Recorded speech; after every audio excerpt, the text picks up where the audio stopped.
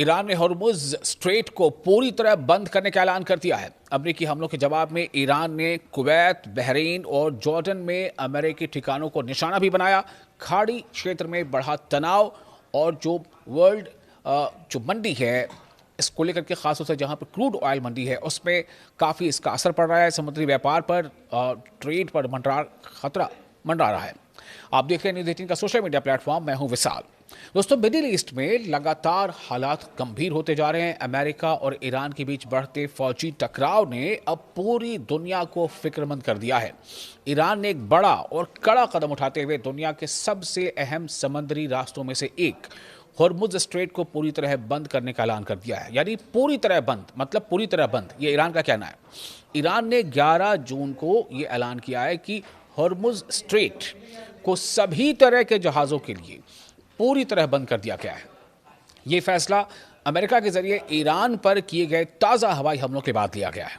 Iran की नई संस्था पर्शियन गल्फ स्ट्रेट अथॉरिटी, जो कि ईरान ने इन दिनों, जब से 28 फरवरी से जो एग्रेशन शुरू हुआ था अमेरिका और इसराइल का एक साथ, ईरान पर वो टूट पड़े थे। उसके बाद से जो हालात बने और स्ट्रेट ऑफ हॉर्मुज़ पर जिस तरह से ईरान ने कब्जा किया, और ईरान का कहना था कि हमने जो इसको लेकर एक नई सिस्टम बनाया है और उसका नाम रखा गया है पर्शियन गल्फ स्ट्रेट अथॉरिटी, यानी PGSA, ने कहा है कि इलाके में बढ़ते तनाव और अमेरिकी फौजी कार्रवाई की वजह से स्ट्रेट ऑफ हॉर्मुज़ को अगली सूचना तक, अगले नोटिस तक पूरी तरह बंद रखा जाएगा। ईरानी फौज ने भी एक अलग बयान में कहा है कि अब किसी भी कमर्शियल या दीगर जहाज़ों को स्ट्रेट ऑफ हॉर्मुज़ से गुजरने की इजाज़त नहीं होगी। ईरानी सेना ने चेतावनी दी है कि जो भी जहाज़ इस रास्ते से गुजरने की कोशिश करेगा उसे निशाना बनाया जा सकता है। ईरान के इस ऐलान के कुछ ही वक्त बाद इलाके में तनाव और बढ़ गया। ईरान की रिवॉल्यूशनरी गार्ड कॉर्प्स यानी IRGC ने दावा किया है कि उसने अमेरिका के कई फौजी ठिकानों पर जवाबी हमले किए हैं।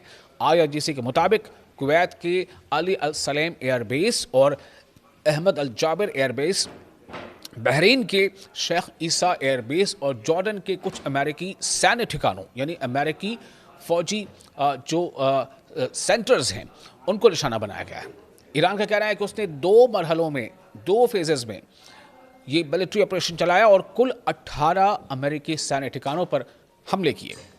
इसके अलावा 12 बैलिस्टिक मिसाइलें भी दागी गईं, जिनका निशाना अमेरिकी लड़ाकू विमान, फाइटर जेट्स और कमांड सेंटरों को बनाया गया था। ईरान ने दावा किया है कि इन हमलों में कई सैन्य ठिकानों यानी कि जो फौजी ठिकाने हैं और लड़ाकू विमानों को नुकसान पहुंचा है। हालांकि इन दावों के बारे में कई तरह की बातें सामने आ रही है, लेकिन IRGC का ये दावा है और ये पुख्ता दावा IRGC का कहना है कि ये हमारी तरफ से दावा किया जा रहा है कि हमने नुकसान पहुंचाया फाइटर जेट्स के। सोशल मीडिया पर सामने आया कुछ वीडियो में जॉर्डन के आसमान में धमाके और काला धुआं दिखाई देने की बात कही जा रही है। वहीं हॉर्मुज़ स्ट्रेट के आसपास भी गोलीबारी और विस्फोटों की आवाज़ें सुनाई देने की खबरें लगातार आ रही हैं। इससे पहले अमेरिका ने ईरान के कई इलाकों पर मिसाइल हमले किए थे। खासतौर से जो खबरें आई उसके मुताबिक जो दक्षिणी इलाके हैं वहाँ पर अमेरिका ने हमले किए थे। रिपोर्टों के अनुसार तेहरान प्रांत के आसपास स्थित कुछ सैन्य और सुरक्षा ठिकानों और जो प्रोडक्शन सेंटर्स हैं और दीगर प्लेसेस को निशाना बनाया गया। एक्सपर्ट्स का मानना है कि स्ट्रेट ऑफ हॉर्मुज़ का बंद होना पूरी दुनिया के लिए चिंता का विषय है। दुनिया के बड़े हिस्से का तेल और गैस इसी समुद्री मार्ग से होकर गुजरता है। अगर ये मार्ग लंबे समय तक बंद रहता है तो वर्ल्ड एनर्जी बाजार जो है और जो इंटरनेशनल ट्रेड है उस पर काफ़ी बड़ा असर पड़ सकता है। फिलहाल मिडिल ईस्ट में हालात बेहद तनावपूर्ण हैं। दुनिया की नज़रें अब इस बात पर टिकी हैं कि आने वाले दिनों में अमेरिका और ईरान के बीच ये टकराव आखिर किस दिशा में जाता है और क्या डिप्लोमेटिक एफर्ट्स होते हैं इस स्थिति को बदल पाने में या हालात को बेहतर कर पाने में।